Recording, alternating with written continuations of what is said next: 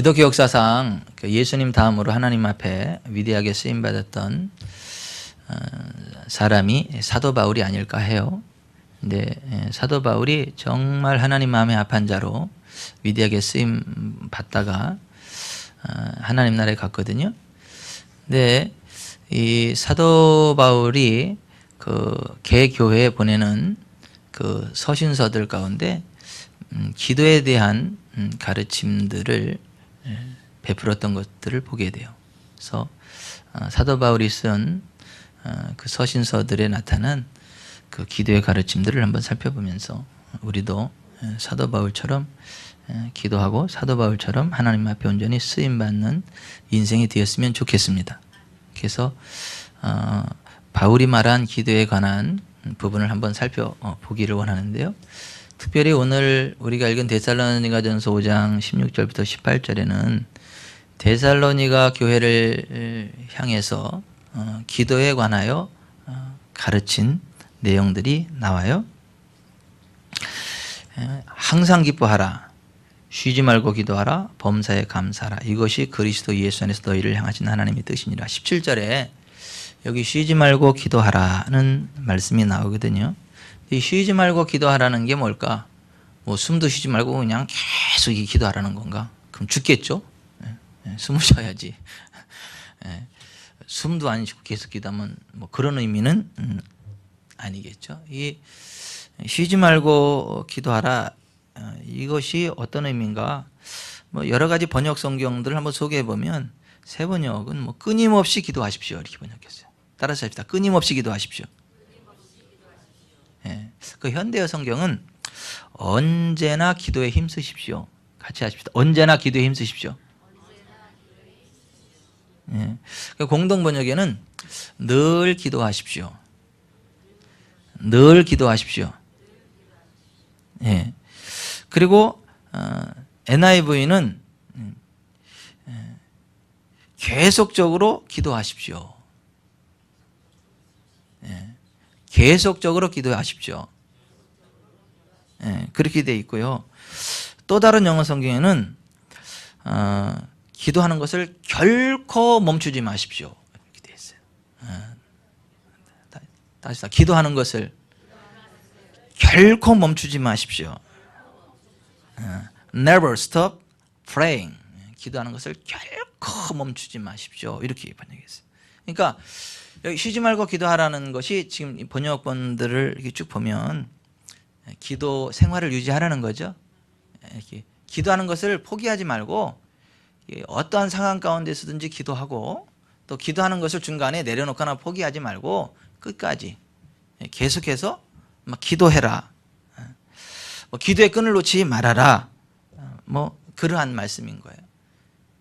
그래서 기회만 되면 기도하고, 때만 되면 기도하고, 뭔 일이 있으면 기도하고, 또 기도했으면 그걸 내려놓지 말고 끝까지 하나님을 바라보고 그 어떠한 기도로 살아가라. 이제 그런 의미예요. 그런데 그렇게 기도 생활을 유지하라는 요 말씀만 나온 게 아니라요, 요 기도 생활을 유지하라는 앞뒤로다가 마치 샌드위치처럼 이렇게 딱 두 판이 딱 붙어 있어요.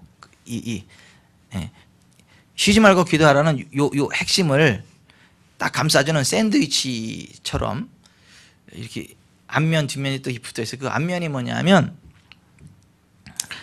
항상 기뻐하라는 거예요.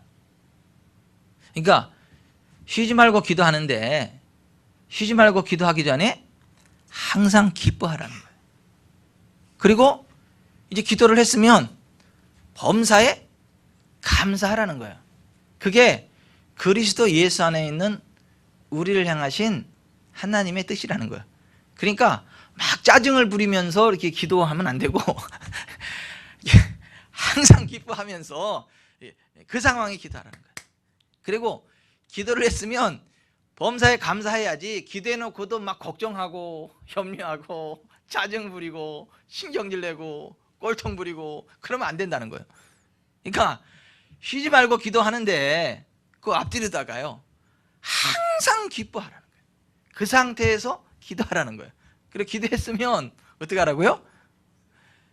범사에 모든 일에 감사하라는 거예요. 그리스도 예수 안에 있는 우리를 향하신 하나님의 뜻이 그거다라고 하는 거예요. 그런데 여러분 보십시다. 우리가 지금까지 살아오면서 뭐 항상 기뻐할 만한 일만 있던가요? 지금까지 여러분 막 걱정할 일이 하나도 없던가요? 막 늘 기쁘세요? 예? 뭐 염려 걱정거리 없으세요? 아우, 살다 보면 정말 힘들 때 많죠. 살다 보면 정말 힘들 때 많아요. 어떤 때는 아이씨 그만 죽었으면 좋겠다. 이럴 때 그만 하늘나라 갔으면 좋겠다. 너무 힘들면 사람이 나 하나님은 안 불러주시나 이제 그만 나 좀 하늘나라 갔으면 좋겠는데, 삶이 정말 고달파질 때가 없던가요? 너무 퍽퍽해질 때 없던가요? 우리가 아무리 믿음으로 살아도, 우리가 아무리 열심히 살아도 주변 환경이 나를 그냥 냅두지 않아서, 내가 무슨 꼭 죄를 지어서가 아니라 나는 정말 하나님 바라보고 사는데 이 주변이 막 악하고 막 그래서 같이 막 꼬여가지고 정말 삶이 고달플 때가 있거든요. 정말 도저히 기뻐할래야 기뻐할 수 없는 그러한 상황들이 있거든요. 정말 그 참담함을 느껴야 될 때가 있거든요. 없으세요, 여러분들은요? 전 있던데. 정말 답답할 때 있던데.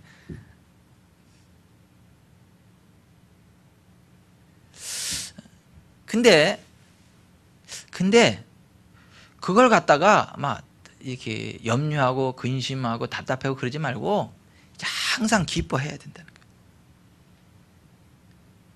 왜 기뻐해야 되냐면 그 모든 상황을 이기시는 하나님이 우리 아버지시거든요. 그 상황을 바꾸실 수 있는 분이 하나님이시거든요. 우리가 기도할 때 그 모든 환경 가운데 나를 건져주실 분이 하나님이시거든요. 하나님이 개입하시면 안 될 일이 하나도 없거든요. 그것 때문에 우리가 항상 기뻐해야 된다는 거예요. 그러니까 하나님이 도와주시지 않으면 정말 절망일 수밖에 없고 뭐 해결될 수 없는 일들을 우리가 만나요. 아무리 우리가 힘쓰고 애쓰고 뭐 별의별 노력을 다 해도 안 되는 것들이 분명히 있어요. 그런데 하나님께는 능치 못함이 없습니다. 하나님께는 모든 것이 다 가능합니다. 그리고 하나님은요, 다른 사람은 몰라도 그리스도 예수 안에 있는 우리들에게는 아버지가 되세요. 그리스도 예수 안에 있는 우리들의 기도는 들으십니다. 그래서 우리가 그리스도 예수 안에 있는 하나님의 자녀들이라면 항상 기뻐할 수 있고 항상 기뻐해야 한다는 거예요. 아멘. 여러분 항상 기뻐하십시다. 그리고 기도했으면요, 된 줄 믿고 될 줄 믿고 어떤 상황이 오든지 좌절하지 말고 낙심하지 말고 감사해야 됩니다. 감사하면 됩니다. 그러면 당장은 안 바뀐 것 같아도 기도한 그대로 하나님이 바꿔주십니다. 갚아주십니다. 그래서 이런 복음성가 있잖아요. 내 인생 여정 끝내요, 강 건너 언덕 이를 때 하늘문 향해 말하리, 예수 인도하셨네. 그 저만 알아요? 박혜성 권사님하고? 우리가 정말 인생 졸업하고 이 천성문 앞에 섰을 때 고백할 수 있는 게 뭐냐면, 하나님 정말 보니까 정말 주님이 인도해 오셨네. 지금까지 난 그때 막 숨막혀 죽을 것 같고 힘들고 어렵고 못 올 것 같았는데 제가 지금 와서 보니까 정말 주님이 인도하셨네요. 정말 주님의 은혜를 다 이겨왔네요. 괜히 걱정했네요. 괜히 염려했네요. 그럴 때가 온다는 거예요. 그러니까 우리는 항상 기뻐할 수 있는 거예요. 승리는 우리의 것입니다. 왜요? 기도할 수 있으니까. 그리고 기도했으면 분명히 하나님 개입하십니다. 지금 당장은 안 되는 것 같았는데요, 지금 당장 막 계란으로 바위 치는 것 같고 있잖아. 아무 변화가 없는 것 같은데 내가 그리스도 예수 안에 있는 게 확실하고 내가 정말 믿음으로 기도했다면 반드시 됩니다. 아니, 내 생각보다 조금 늦게 될 수는 있어. 근데 반드시 됩니다. 그러므로 우리는 감사해야 되고 감사할 수 있다라고 하는 거예요. 자, 오늘의 이 진리를 아주 가슴 절절히 와닿게 만드는 케네스 해긴 목사님의 간증이 있어요. 그 간증을 제가 한번 소개해 볼게요. 한번 들어보세요. 목회 잘했어요. 이 케네스 해긴 목사님 목회를 잘했는데 하나님이 어느 날 나는 너를 목회자로 부른 게 아니라 순회 전도자로 불렀다. 그리고 너는 순회하면서 믿음에 대해서 가르쳐라. 그래서 목회 잘하고 있는데 하나님이 나는 너를 목회자로 부른 게 아니고 순회 전도자로 불렀다. 그리고 순회 전도를 하면서 믿음에 대해서 가르쳐라.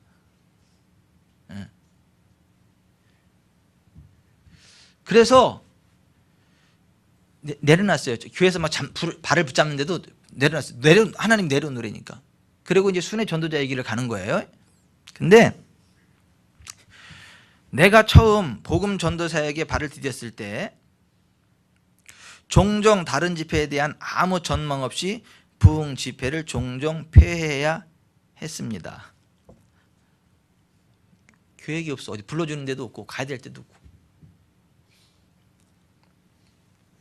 그런데 나에게는 부양해야 할 아내와 두 아이들이 있었습니다. 그 당시에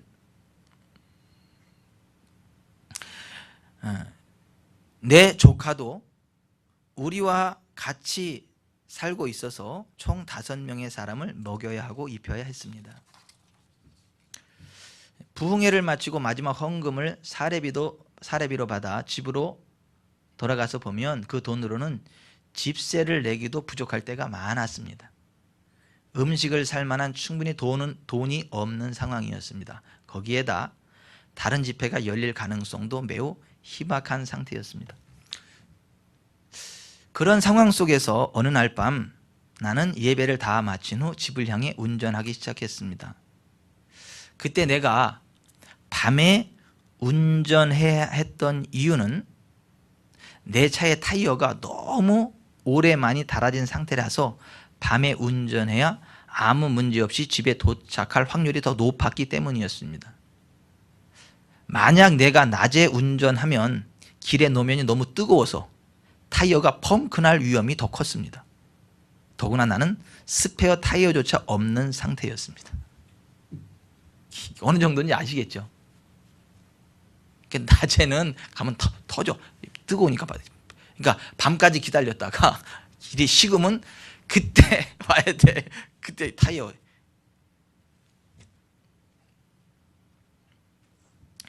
집에 다 왔을 때쯤 마귀가 내 귀에 대고 속삭였습니다. 너 이제 어떡할 거니? 너 이제 어떡할 거냐고? 나는 차에 에어컨이 없었기 때문에 창문들을 모두 열어놓았습니다. 그래서 타이어 소리를 들을 수 있었는데 그 소리가 마치 타이어들이 나를 이렇게 비우는 것 같았습니다. 너 이제 어떡할 거니? 너 이제 어떡할 거냐고? 그 소리가 점점 커지고 점점 더 커졌습니다. 하지만 하나님께 감사할 것은 말씀이 있으면 말씀의 빛 가운데 걸어갈 수 있다는 사실입니다. 나는 이렇게 말했습니다. 야, 마귀야, 앞으로 내가 뭘 할지 말해줄게. 나는 하나님의 말씀을 그대로 따라 행동할 거다. 성경은 이렇게 말하지. 항상 기뻐하라.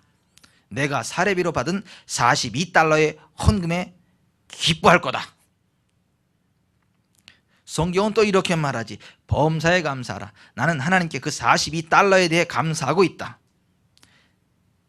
내가 필요한 돈이 $102지만 그래도 $42에 대해 하나님께 감사드린다. 나는 기뻐하고 있어. 감사를 드리고 있단다. 그리고 이 마귀야, 너에게 한 가지 더 말해줄 게 있어. 나는 하나님께 이 시험에 대해서도 감사드려. 이 시간이야말로 하나님과 성경이 정말 진리라는 것을 증명할 수 있는 아주 좋은 기회니까 내가 하나님을 전적으로 믿을 수 있고 하나님께 감사드릴 수 있는 좋은 기회야. 내가 내게 뭘 할 거냐고 물어봤으니까 내가 뭘 할 건지 있는 그대로 말해줄게.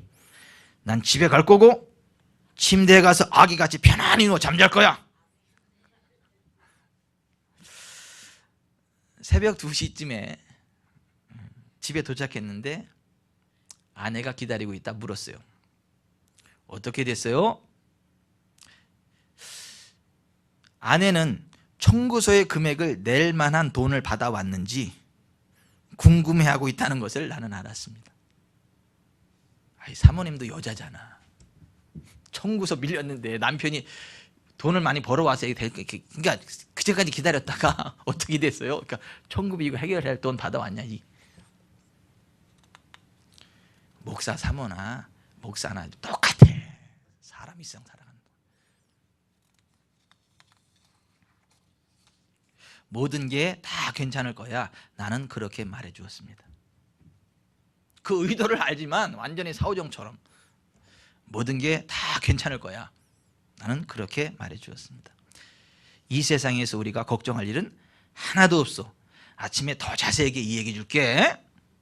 그리고 침대로 가서 평화롭게 깊은 잠을 잤습니다. 다음날 아침 내가 잠에서 깨어나기 전에 전화가 울렸습니다. 아내가 내게 전화기를 건네주었을 때 전화를 건 사람이 내가 들어보기는 했지만 한 번도 직접 만나본 적이 없는 한 목사님이라는 것을 알았습니다. 그 목사님이 물었습니다. 목사님, 언제 저희와 함께 집회를 시작하실 수 있으신지요? 원하시면 빠른 시일 내에도 가능합니다. 그러면 다음 주일은 어떤가요? 좋습니다. 그때 가겠습니다. 그리고 해결됐어.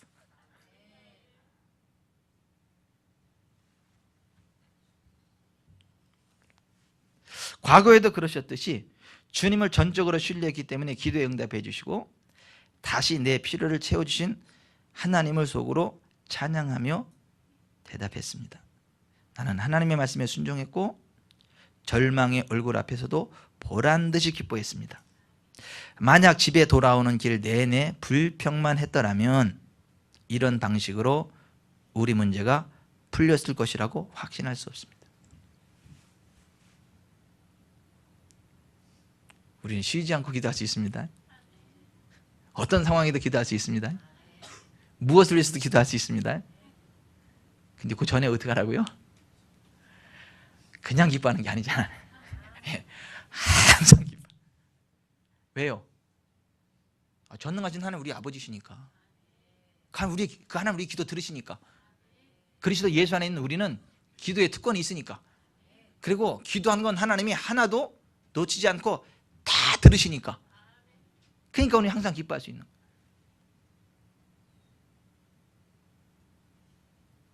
난 근데 이영란 집사님 보니까 옛날 그거 생각난다. 이거 치아를 많이 손을 보셔야 되는 상황이었는데 너무나 엄청나게 많은 이 견적이 나와가지고 그죠? 그죠? 막 감당이 안 될 정도로 엄청나게 많은 견적이 나와가지고 그죠? 순간 막 너무 걱정이 되고 막 그리고 하나님 어떻게 해요? 하나님 바라보고 딱 했더니 하나님이 해결해 주셨잖아요. 그죠? 더 좋은 병원과 더 좋은 의사 선생님 만나고 저렴한 가격에 그리고 그 재정적인 문제도 공 루트가 생기고 그래서 잘 해결돼서 지금까지 건강히 잘 쓰시잖아. 그죠? 그때 염려할 필요가 없었잖아 사실. 근데 순간적으로 염려가 됐잖아. 한숨이 나오는 게 두 숨이 나오고. 근데 기도하니까 정말 하나님이 도와주셨잖아요. 해결해 주셨잖아요. 여러분 우리 항상 기뻐합시다. 지금 우리가 만난 상황이 정말 숨막히게 힘들고 어려워도 어떻게 해결될지 도대체 이게 해답이 안 나오더라도 하나님께는 해답이 있다는 걸 아니까 기뻐합시다. 어떤 식으로 해결될지는 모르겠지만 하여튼 좌우당간 하나님은 할 거니까 기뻐합시다. 그리고 기도했으면 틀림없이 하나님이 개입하셔서 사람을 붙여주시든 뭐 지혜를 주시든 뭐 대박이 터지게 되든 뭐 뭘 하든 하여튼 하나님이 그걸 해결해 줄 거니까 감사합시다. 그러면 다 잘 될 거예요.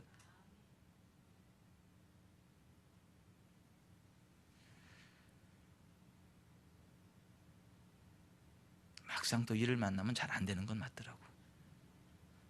또 걱정하게 되고 또 막 이렇게 가슴 조이고 그러는 것도 맞더라고. 근데 또 기도하고 지나고 보면 또 다 해결됐더라고. 그래서 아이고 또 괜히 염려했네. 그리고 이렇게 해결되는 건데. 여러분 우리 기도할 수 있습니다. 기도하면 됩니다. 우리 김지용 형제가 교사 임용고시를 준비하고 있잖아요. 기도해 주세요. 잘 될 수 있도록. 근데 제가 장로님한테 되게 감사한 간증을 들었어요. 하나님이 지혜를 주셔가지고 옛날 원종수 권사님이 딱 보면 책에다 이렇게 외워지는 것처럼 하나님이 그러한 지혜를 부으셨다는 거예요. 그래서 제가 감사합니다 그랬거든요. 근데 장로님 뭐라는 줄 알아요? 하나님이 저한테 어떤 감동을 주는지 아세요? 그때 같이 기도했잖아 거기서.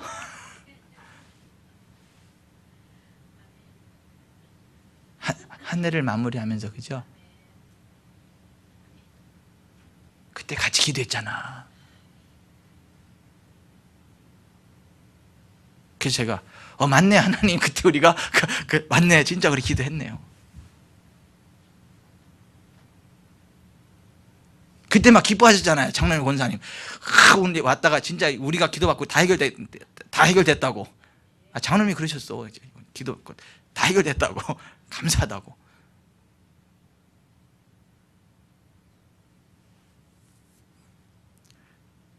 아니 그 장로님 간증 들을 때는 제가 감사하다 그랬는데 그걸 다시 한번 음미를 하고 하나님 참 감사하네 그랬더니 하나님이 그거 탁 연결을 시키면서 그러더라고. 그래서 맞네요 하나님. 맞아요. 우리가 했잖아요. 기도하면요 하나님이 도와주세요. 지혜를 주시든 체력을 주시든 무슨 뭐 고액과에 할 수 있는 무슨 길을 열든 하나님이 직접 뇌를 열든.